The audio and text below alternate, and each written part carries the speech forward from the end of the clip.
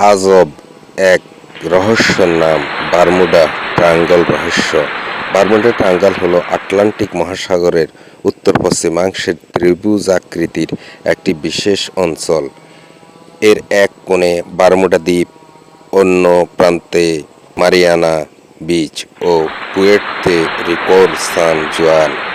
দ্বিতীয় বিশ্বযুদ্ধের শেষ দিকে 1945 সালের 5 ডিসেম্বর 5টি টিবিএম অ্যাডভেঞ্চার উড়োজাহাজ ও একটি উদ্ধারকারী উড়োজাহাজ রহস্যজনকভাবে উধাও হয়ে যায়।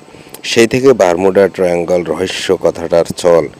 এরপর বেশ কিছু উড়োজাহাজ ও জাহাজ সেখানে নিখোঁজ হয়েছে, তবে নির্ভরযোগ্য উৎসগুলো বলে এখানে কোনো রহস্য নেই, কিছু দুর্ঘটনা ঘটেছে বটে, এগুলো নিছক।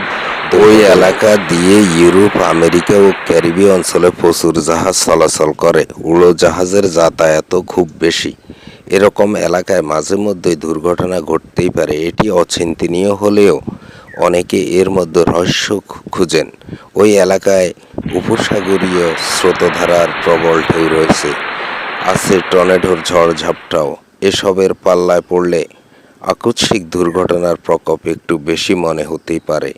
তাই মনে হয় ওই এলাকাটাই রহস্যজনক বিপদের একটি আখড়া। বিশেষজ্ঞরা বলেন এসব এলাকার ভিত্তিও নেই। যদি তাই হতো তাহলে সেখান দিয়ে চলাচলকারী জাহাজ, উড়োজাহাজের বিমার হার অন্যান্য এলাকার চেয়ে বেশি হতো।